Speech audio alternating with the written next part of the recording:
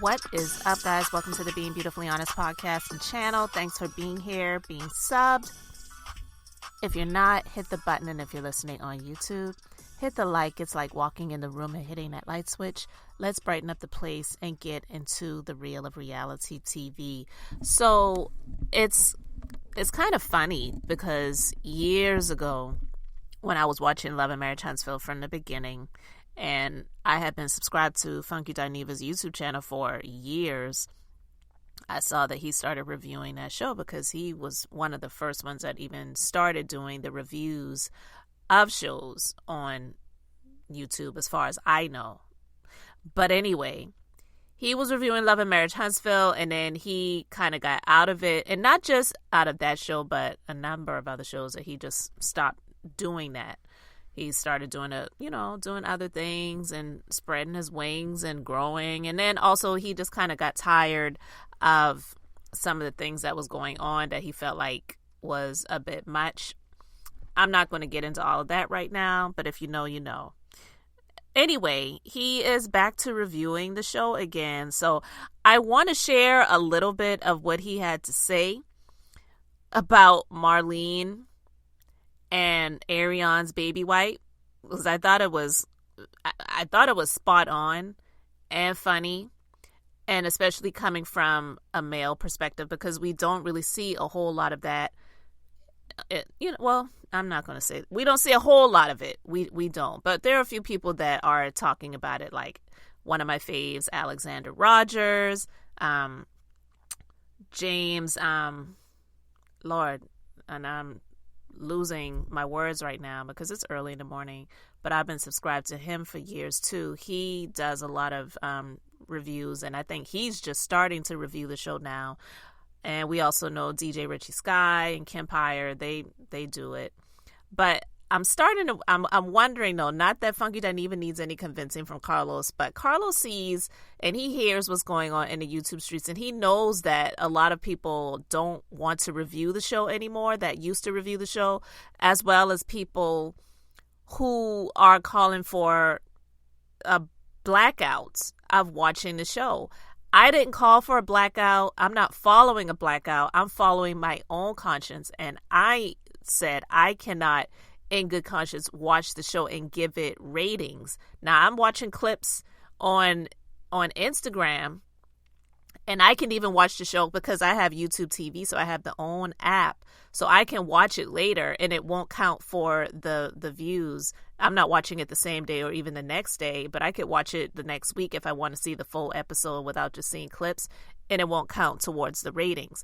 But I just can't in good conscience give the show ratings, seeing that out of all of the male clowns that are on the show, the biggest one that is, in my opinion, dangerous is getting to orchestrate the narrative around him doing what he's doing, which is pretty much low-key terrorizing his ex-wife, mother of his 4 children, and by proxy, his 4 children.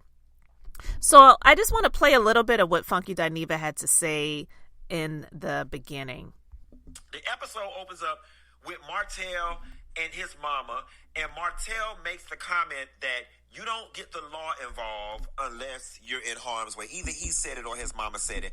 And you know what? Is it me, or was Martell's whole dialogue throughout this entire episode with his mama cringy? Nope, it was not just you. It was disgusting. It was cringy. It's funny because Martell is a textbook narcissist, and I hate using that word because that's the one word that black people now need to actually flush out of their doggone vocabulary. We learn one new word, and everybody wants to run with it. But Martell is definitely a textbook narcissist. And while I have no issues with Miss Marlene, and I've always liked her because for the most part she's tried to stay out of it, I'm getting more and more insight into why he is the way he is. And Miss Marlene, you uphold Martell in his wrong. Bingo. You hit the jackpot with that one. You completely uphold Martell in his wrong. I have always had the issue with Martell that he wants to start the story in the middle. The story doesn't start in the middle, Papa. It doesn't start with her calling the police on you. The story starts with you sending the threat to her that you were going to reveal that naked porn on her, okay? And that goes back to him sitting down with Tasha K and revealing these so-called alleged receipts. Him starting in the middle. Thank you. Clearly somebody that has sense. Most people do, but the ones that tried to make it seem like she was the aggressor, the abuser, the problem, they really didn't either want to, or they didn't want to understand, or they just didn't understand that he is somebody, like Funky Dineva says, that starts in the middle. You do the crap that you do, and then you go and grab your phone and start recording her in her reaction. It's ridiculous. Hey, listen, nobody wants to be embarrassed with their legs spread open wide, spread eagle on the doggone internet. God knows I probably would have to disappear for 3 months if y'all got a hold of the nasty shit in my phone. Matter of fact, I need to damn delete this shit, quiet as it's kept. That is just a level of embarrassment that's so deep, it can really affect the way somebody navigates this planet. And the fact that you nor your mama are being truthful about what it is you did. My whole thing is, Martell, leave this damn lady alone. Leave her alone. You already broke the lady's heart in 50 million pieces. 11 million pieces. You already fucked over this lady 7 ways past Sunday. You've had a baby on her. You've embarrassed her. You've talked to her crazy. You've made her life difficult. What more do you want? What more do you want? You did all of this. No matter how you slice it and dice it, you did all of this. And I know that Arion Curry ain't got nothing to do with it, but she was the precipice for all of this shit popping off, right? And I think the most disrespectful part to your children's, to your previous marriage, to Melody, to your mammy, to Huntsville, and to the viewers is that you ain't go off and marry the bitch. Y'all should have had y'all wedding at KFC by now. No, at Popeyes. You tow up your whole family for a small side order of $1.69 coleslaw, and then when you had the ability to be with the bitch, you ain't even gonna marry her. Goddamn. Goddamn. You tow up your marriage for a whole lot of nothing. You got to be a special kind of damn fool. He's stupid. He's a stupid narcissistic psychopath, okay? If anything,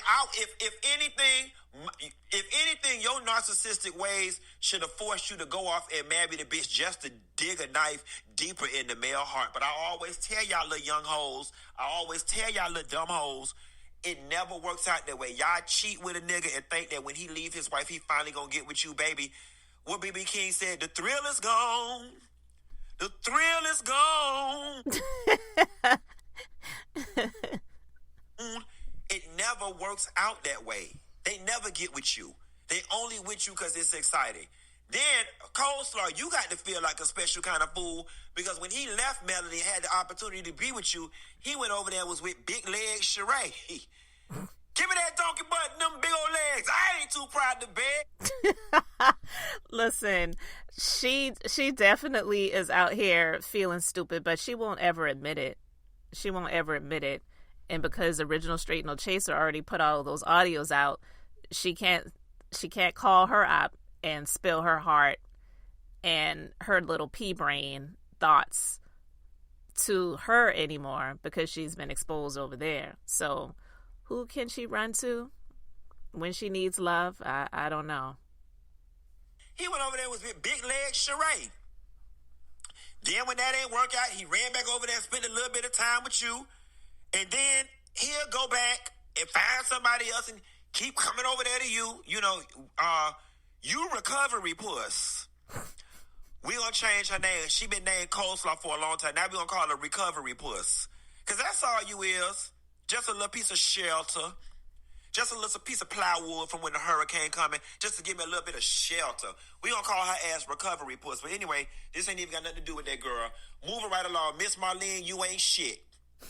You ain't shit that's coming to the surface, and that's where Martell ass get it from. Because you over there upholding him in his wrong instead of being a woman about the situation and giving him how this situation feels from a woman's perspective. Your son deserved to go to jail. Leave that damn lady alone. You didn't want her. You cheated on her, so you obviously did not want her. Why do you insist on making her life miserable? It's not freaking hard to co-parent. It really isn't. The court said you had the kids this week, I had the kids this week, and y'all oldest child old enough with real talk, communication could flow through her. Mommy, my daddy said, what time y'all coming to get us? Tell your daddy I'll be around there at 5 o'clock. Okay. Daddy, my mommy said, don't forget to get a little one her asthma medicine. Tell your mommy I said I won't. Okay. Bomb. I don't understand what the problem is. That's maturity. I really don't understand what the problem is. Leave that lady alone. You know good and goddamn well you don't want full custody of them children. You just don't want to pay child support, or you just trying to further stay, in connection with that damn woman. Your dick too hungry. Quiet as it's kept, your dick too hungry. You too busy trying to fuck all up and down Huntsville and be a star in Atlanta to have them kids full time. Tell the truth and shame the damn devil. And I wish that women honestly did not have the emotional attachment to their children that they do. Because I guarantee y'all, 90% of men that be trying to fight y'all for them kids, if y'all threw y'all hands up in the air and said, take their ass to take them, baby, they'll run down to the courts and be like, I didn't mean it. They strictly trying to stick it to the women and try to hurt them. Martell don't want full custody of them damn kids. Quiet as it's kept, Martell, independent of this show, your ass ain't even got enough income to take full custody of these damn kids. You need to be someone trying to get your contractor license straight. Quiet as it's kept. Thank you. And listen, I don't really need to add much more to that, but I just thought it was refreshing to hear it because, one, he hasn't reviewed the show in a long time. There was a little bit of drama and controversy surrounding him when it came to the show and some of the cast, but I'm not going to go into all of that right now. I'll talk about that separately. But anyway, guys, let me know what you think about this. Martell, he's trash. His mom definitely is a huge contributing factor because I do believe that narcissism is a mental health condition, but it is one that is fed by whoever is or isn't raising that person. And she continues to uphold it. And in some instances, I feel like she might be fearful of him. So she may do it to kind of show that, yeah, I'm on your side. But inside, she really isn't. And she just doesn't have the strength, neither the finances, maybe. And maybe not saying he has any money because we know he doesn't. But just with the little check that he gets from Owen, he probably cuts her off a little piece of something. So it's like that mama that knows that their son is dealing drugs and they're all up in the church Monday, Wednesday, Saturday, and Sunday, praising the Lord and thanking God for their blessing, knowing that their son is doing dirty and pumping drugs into the community and getting that dirty money, so they call it, right? And then you just can't say no because you need your light bill paid. You need your rent paid. He's helping you with the transportation and whatever. So you turn a blind eye to it because your son is helping you out. But then you try to give God the credit to say God is doing it when in actuality, God don't have a thing to do with it. It's the dirty money that your son is getting from the drugs that he's pouring into the community. He's not a good person. And that's what I feel about her son. And she's just turning a blind eye because at this point in time, he's not a little kid that she can bend over her knee and whip his ass. And she probably didn't do that when he was growing up. Not saying that that would have changed him, but I feel like it would have set some things in place where he knew he could not come to her with the bull crap. But anyway, guys, I don't want to turn this into a psychology lesson, but let me know your thoughts in the comment section. Thanks for being here, liking, and subscribing. I'm Beth, just being beautifully honest. So until next time, I wanted to keep it brief, beautiful, and now I'm going to say bye.